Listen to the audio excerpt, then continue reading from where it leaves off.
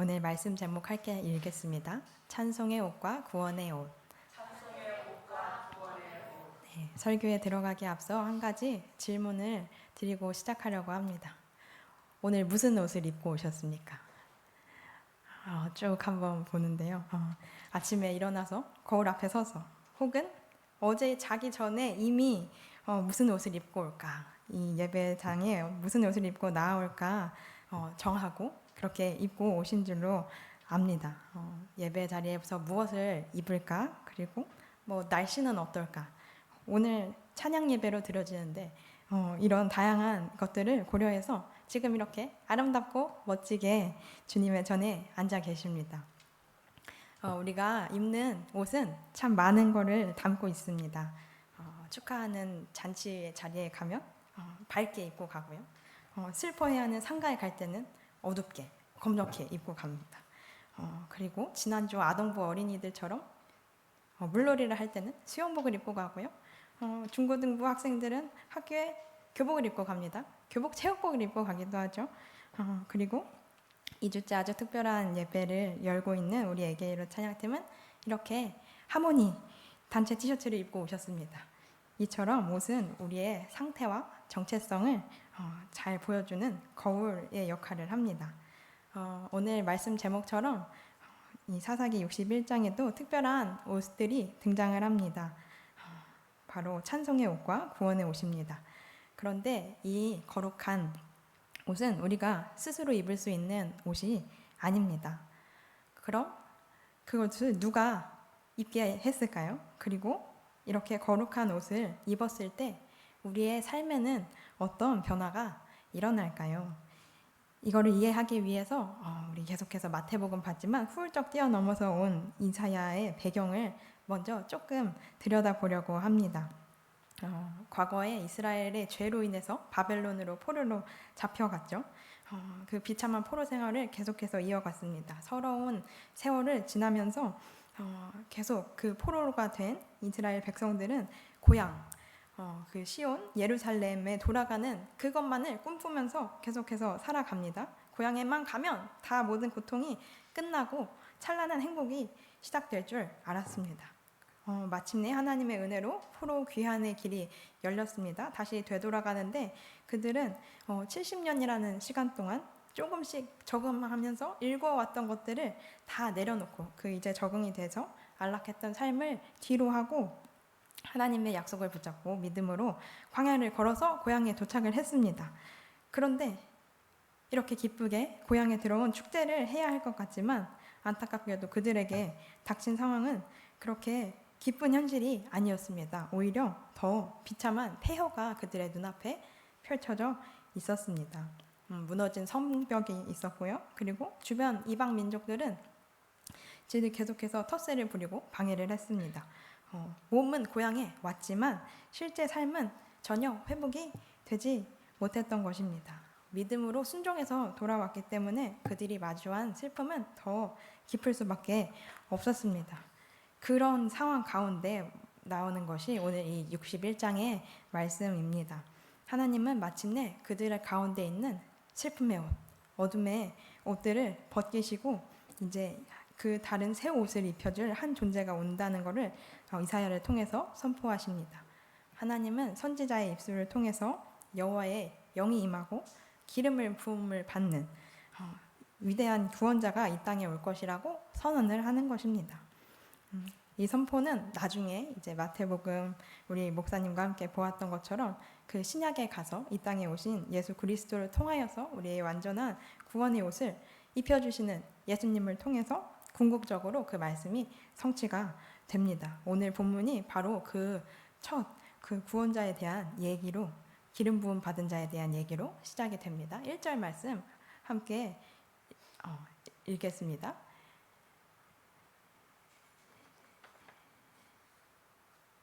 시작. 주 여호와의 영이 내게 내리셨으니 이는 여호와께서 내게 기름을 부으사 가난한 자에게 아름다운 소식을 전하게 하려 하심이라. 나를 보내사 마음이 상한 자를 고치시며 포로된 자에게 자유를, 갇힌 자에게 노임을 선포하며 그렇습니다. 선지자가 능력을 입고 전한 하나님의 목적은 바로 우리가 지금 나눈 이 절망 가운데 있는 백성들을 일으키는 것이었습니다.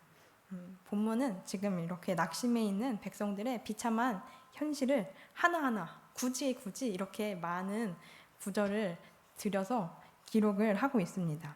가난한 자가 있고요. 마음이 상한 자가 있고요. 포로된 자가 있고 갇힌 자가 있습니다. 이 상태를 오늘날 우리에게 대입을 해보면, 오늘날 현대의 언어로 바꾸면 뭘까 한번 생각을 해보았습니다. 경제적인 어려움이 될 수 있겠고요.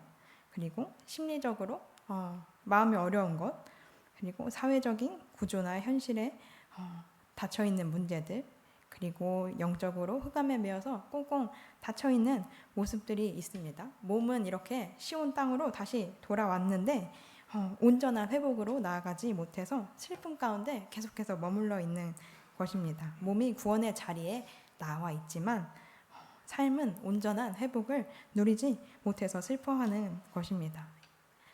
이렇게 절망 가운데 빠져있는 사람들을 향해서 주 여호와의 영으로 기름 부으심 받은 선지자는 크게 두 가지 일을 합니다. 바로 선포와 위로입니다. 두 가지가 뭐라고요? 선포와 위로, 맞습니다. 예언자는 자유와 노임, 은혜의 해, 그리고 보복의 날을 선포합니다. 동시에 마음이 상한 자를 싸매고 모든 슬픈 자를 위로하기도 합니다. 그런데 자세히 보면 이 2절의 말씀처럼 두 가지가 별개의 것이 아닙니다.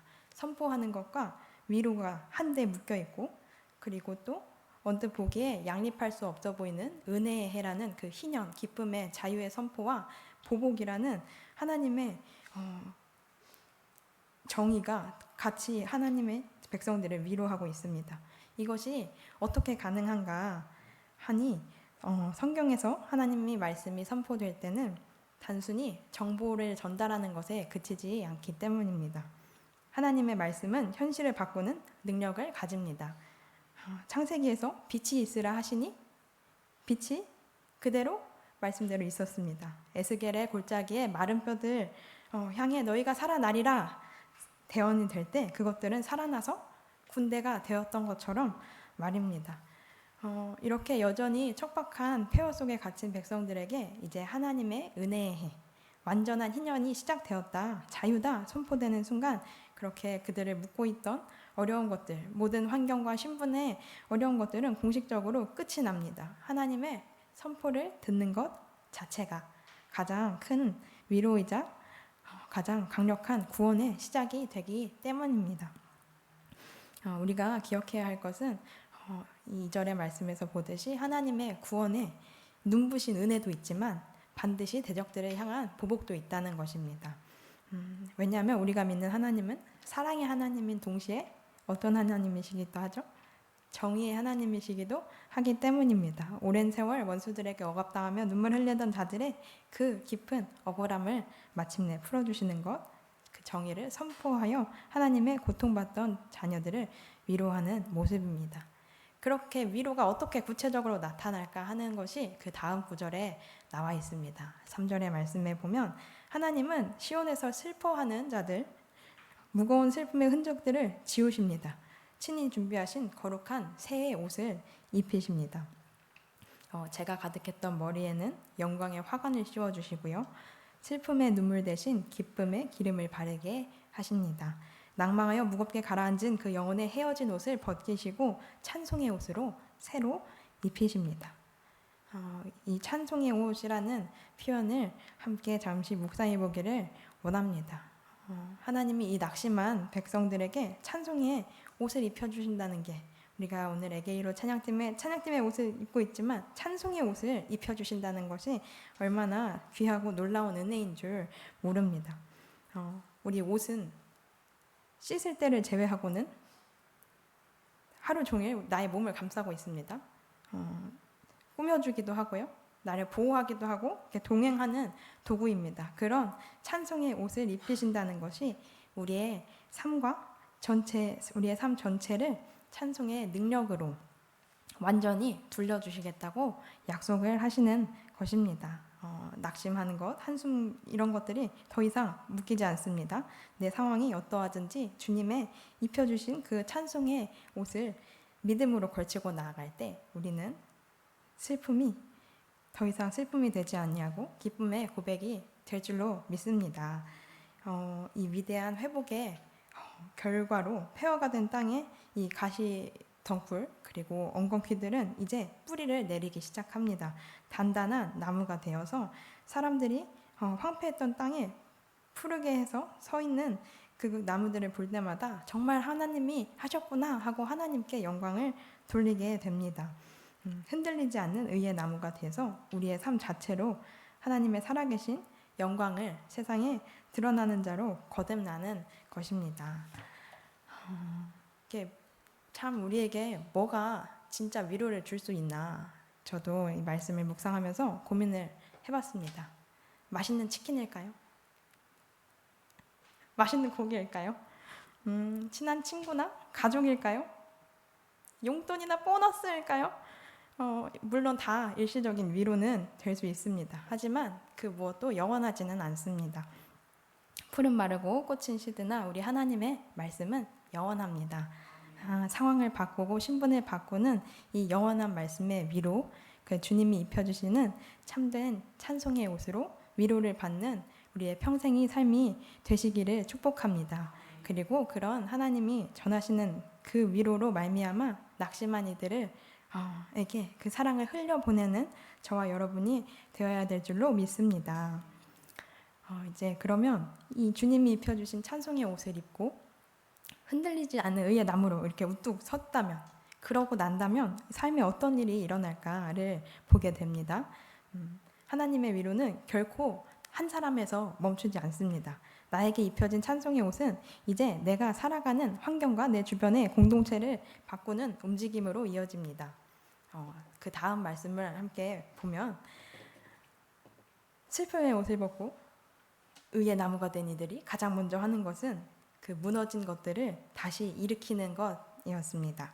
조금 전까지 이 백성들은 눈앞에 폐허를 보고 낙심했습니다. 그런데 위로부터 공급된 이 찬송의 옷을 입고 나면 이제 더 이상 가만히 주저앉아 있을 수 없는 것입니다. 절망의 자리를 박차고 일어날 힘이 생기는 것입니다. 그리하여 오랫동안 무너져 있던 그 성읍을 직접 고치기 시작합니다. 우리도 마찬가지입니다. 주님의 참된 위로를 경험하고 나면 가만히 있을 수가 없습니다. 오랜 세월 방치되고 무너져 있던 내 자리가, 나의 삶이 또 보이기 시작하고요. 나와 연결된 이 내 주변이 보이고 또 낙심해서 손을 놓고 있었던 그 사명의 자리가 보이기 시작합니다. 그리고 그 모든 것을 내 힘이 아니라 하나님이 주신 그 능력으로 무너진 곳들을 쌓아 올리고 회복시키는 주인공이 되는 것입니다. 하나님이 행하시는 회복은 단순히 무너진 건물을 고치는 데서 끝나지 않습니다. 신분과 사명의 반전으로까지 연결이 되는데 본문 5절과 6절을 보면 이방인들이 그들의 농부가 된다는 이야기가 나옵니다. 그리고 반면에 이스라엘 백성들은 여호와의 제사장, 우리 하나님의 봉사자라고 일컬음을 받게 됩니다. 여기서 농부가 된다는 것은 그 전에 있던 그 신분의 어려움 때문에 복수를 한다, 직접 가서 뒤집어 버린다는 개념이 아닙니다. 이스라엘을 포로에서 해방시킨 하나님께서 그 출애굽 때 주셨던 원래의 사명, 그 본래의 사명인 열방을 하나님께로 인도하는 제사장 나라의 사명을 복구시켜 주신다는 뜻입니다. 하나님은 우리를 고치실 때 세상에서 잃어버렸던 권위와 사명을 이처럼 완전하게 복원시켜 주십니다. 이 거룩한 사명의 회복이 뒤에 마침내 완전한 위로의 마침표가 찍힙니다. 7절에 나오는 갑절의 보상은 첫째 아들들에게 주어지던 것입니다. 장자에게 2배로 상속을 하던 문화처럼 너희는 여전히 내 장자이며 내 소중한 소유다라고 하나님의 강력한 사랑의 확증이 나타나고 있습니다. 그리고 오랜 세월의 수치와 눈물을 다 아시는 주님, 그 비교할 수 없는 영적인 영광과 기쁨으로 그 영혼을 가득 채워주시겠다고 위로하고 계시는 겁니다. 이 모든 이 역전의 약속 뒤에 마침내 8절과 9절에 이르러서는 여호와 하나님이 직접 등장을 하십니다. 선지자 입술을 벌려서 말씀하시던 하나님께서 이제는 1인칭 주어 나 여호와는 하면서 직접 본인은 자신의 성품을 선포하며 약속 도장을 꽝 찍으시는 겁니다. 우리 함께 8절과 9절 천천히 읽어보겠습니다. 시작. 무릇 나 여호와는 정의를 사랑하며 불의의 강탈을 미워하며 성실히 그들에게 갚아주고 그들과 영원한 언약을 맺을 것이라. 그들의 자손을 문 나라 가운데 그들의 후손을 만민 가운데 알리리니 무릇 이를 보는 자가 그들은 여호와께 복받은 자손이라 인정하리라. 아멘. 이렇게 하나님이 왜 포로된 자들의 신분을 바꾸고 갑절로 보상을 하시는가 하면 하나님은 자신이 정의를 사랑하고 불의를 미워하는 분이시기 때문입니다. 내 백성이 세상에서 불의하게 짓밟힌 것, 빼앗긴 눈물들 결코 그냥 넘기지 않으시는 정의의 하나님이십니다. 그래서 당신의 이름을 걸고 반드시 성실히 갚아주겠다고 직접 약속을 하시는 겁니다. 그리고 9절에 가서 이렇게 하나님이 친히 서명하신, 친히 약속하신 그 결과는 온 세상 앞에서 완전히 인정이 공인이 됩니다. 여기서 말하는 복은 단순히 세상의 부귀영화 그런 기복의 신앙이 아닙니다. 하나님의 정의로 구원하고 열방을 하나님께로 인도할 제사장 사명을 이어받은 거룩한 후손들이 되는 것입니다. 세상 만민이 그 자손을 바라보며 과연 저들은 살아계신 하나님의 영광을 나타내는 복된 사명자들이다 라고 인정할 수밖에 없도록 그 사명의 흔적을 온 세계 중에 명확하게 드러내겠다고 선언하시는 겁니다. 사랑하는 성도 여러분, 하나님은 당신의 자녀가 세상에서 수치와 능욕을 당한 채 사명을 잃고 살아가는 것을 결코 내버려 두지 않으십니다. 정의를 사랑하시는 하나님이 오늘 우리의 삶에 친히 개입하셔서 무너진 사명을 복원하시고 영원한 기쁨의 언약을 성실히 각 사람에게서 다뤄가실 줄로 믿습니다. 이제 이 위대한 구원, 이 역전의 드라마가 막을 내리는 곳으로 향해 갑니다. 결론은 10절, 11절로 이어집니다. 오늘 본문 10절은 하나님이 이 모든 약속을 전해들은 이 성도의 마땅한 반응이자 가슴 벅찬 신앙의 고백입니다. 함께 읽겠습니다. 내가 여호와로 말미암아 크게 기뻐하며 내 영혼이 나의 하나님으로 말미암아 즐거워하리니 이는 그가 구원의 옷을 내게 입히시며 공의의 겉옷을 내게 더하심이 신랑이 사모화를 쓰며 신부가 자기 보석으로 단장함 같게 하셨습니다. 이 고백의 화자가 누구일까요? 아까 구원을 받은 바로 그 공동체입니다. 시온과 예루살렘 공동체의 대표가 각 나와서 이 기쁨의 고백을 외치는 겁니다. 그 전에 차가운 폐허 위에 앉아서 눈물 흘리고 절망하던 그들, 이제 다시 회복해서 성읍을 다시 건설하던 그들입니다. 그런데 이제 그 입술에서 터져나오는 고백은 내가 여호와로 말미암아 크게 기뻐하며 내 영혼이 내 하나님으로 말미암아 즐거워하리라 하는 고백입니다. 갑자기 상황이 엄청나게 뒤바뀌어서 기쁜 것이 아닙니다. 눈에 보이는 현실은 여전히 무너진 형벌 그리고 여전히 방해하는 이방인들일 것이었습니다. 그런데 그럼에도 불구하고 하나님이 나를 구원의 옷 그리고 공의의 겉옷을 입은 존귀한 자녀로 바꾸셨음을 믿음으로 바라보기에 터져나오는 기쁨의 탄성이었습니다. 이 옷은 말씀에서 쓰는 것처럼 신랑이 머리에 영광스러운 관을 쓰고 신부가 값진 보석으로 눈부시게 단장을 한 것처럼 가장 아름다운 잔치의 옷입니다. 쉽게 입을 수 없는 옷이죠. 그리고 그 완전한 은혜의 옷을 주님이 입혀주신 참된 구원의 옷으로 입었기 때문에 그 영혼의 가장 깊은 곳에서부터 거부할 수 없는 찬양이 터져 나온 것입니다. 오늘 우리 예배 지금 이 자리에 함께하고 계신 분들을 보면 이 험한 세월을 이렇게 견뎌오신 그 작년 세대분들도 계시고, 그리고 앞으로의 미래를 고민하며 열심히 달려가고 있는 청년 세대분들도 계시고, 그리고 지난주에 많이들 1학기를 마무리하는 시간을 가졌을 텐데 기말고사를 보고 온 학생들도 이렇게 보입니다. 우리가 이렇게 세대를 뛰어넘어 다 이렇게 함께 예배를 드리고 있는데 나이와 직분을 뛰어넘어서 이 영광스러운 구원의 기쁨이 무엇인지를 서로를 보면서 서로의 삶을 통하여서 볼 수 있기를 축복합니다. 그리고 우리 하나님은 우리에게 세상에서 가장 아름다운 구원의 옷을 그렇게 입혀주시는 참 좋은 분이십니다.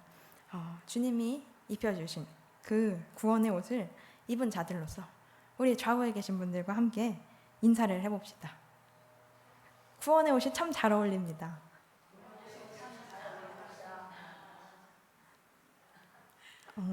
여호와로 말미암아 크게 기뻐하고 즐거워하면서 했다고 말씀에 나와 있는데요.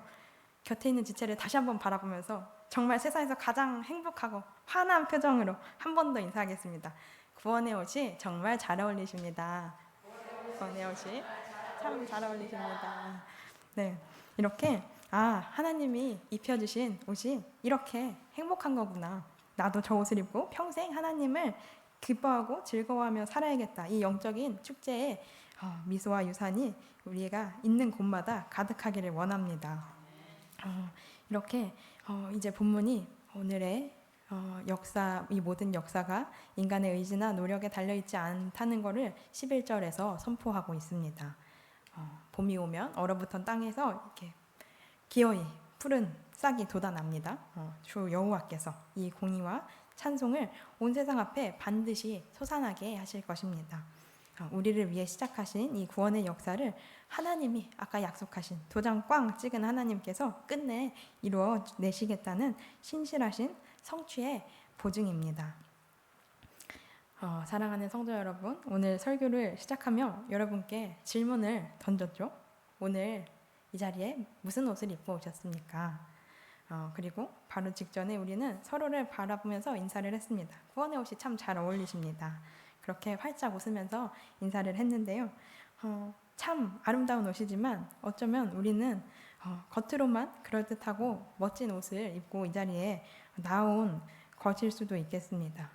그리고 어쩌면 우리의 속사람은 그리고 우리의 영혼은 세상이 준 낙심의 옷, 아까 이스라엘 백성들이 그랬던 것처럼 한숨의 옷, 그리고 수치와 무거운 짐들에 억눌려서 그런 억눌린 것들을 가지고 우리가 이 자리에 왔는지도 모르겠습니다.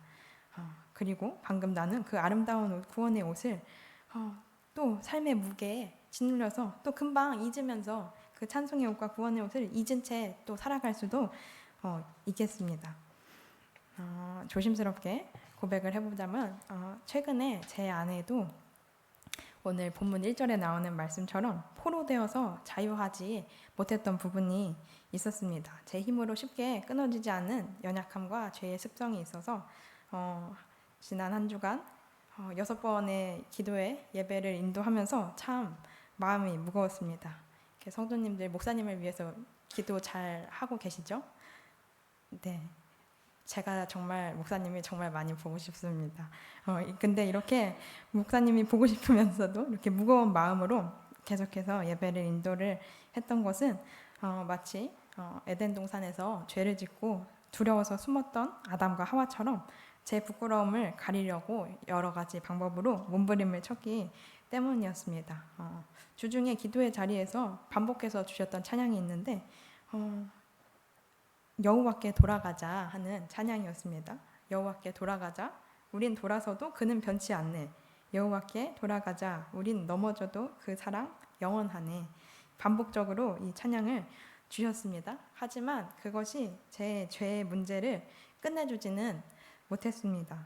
시간은 계속하고 시간은 계속 와서 주일에 이 자리에 서기까지, 이 거룩한 강단에 서기 전에는 반드시 해결해야만 했기 때문에 하나님 앞에 절박한 마음으로 나아갔습니다.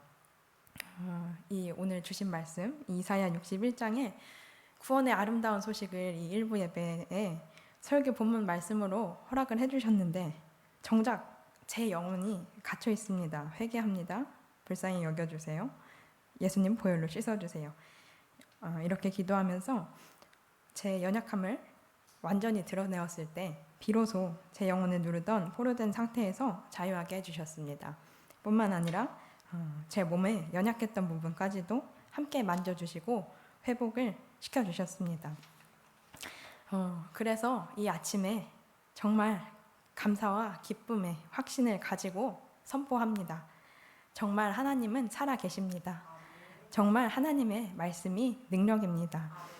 우리의 무너진 상황을 변화시키시고 우리의 영적인 신분을 완전히 바꾸는 것은 오직 위로부터 내려오는 그 하나님이 친히 내려주시는 영원한 말씀으로 입히시는 참된 찬송의 옷, 구원의 옷뿐인 줄로 믿습니다. 여전히 우리의 눈앞에 놓인 삶의 폐허 때문에 낙심하고 계신 분이 있으신가요? 내 힘으로 해결하려고 아까 저처럼 아담과 하와처럼 그 수치와 연약함을 가리려고 애쓰지 마십시오. 오늘 우리를 예배의 자리로 부르셔서 그 슬픔의 때를 벗기시고 새롭게 찬양의 옷을 입혀주시는, 구원의 옷을 입혀주시는 주님을 바라보십시오. 주님이 입히신 그 구원의 옷을 입고 혼란스러운 이 세상에서 당당히 서 있는 흔들리지 않는 의의 나무가 되어야 될 줄로 믿습니다. 그때 우리의 삶의 그 자체로 다른 것이 아니라 우리의 삶 그 모습으로 주님의 영광을 드러내는 진짜 그리스도인이 될 것입니다. 그렇다면 이후에는 나를 살리신 그 능력의 하나님을 전하는 통로가 되어야 합니다. 주님이 입혀주신 구원의 옷을 입고 세상으로 나아가 무너진 자리를 재건하고 주님의 참된 위로를 흘려보내는 거룩한 사명자로 살아가는 저와 여러분이 되시기를 주님의 이름으로 간절히 축복합니다. 아멘. 이 시간 찬양하시면서 예물 봉헌하도록 하겠습니다.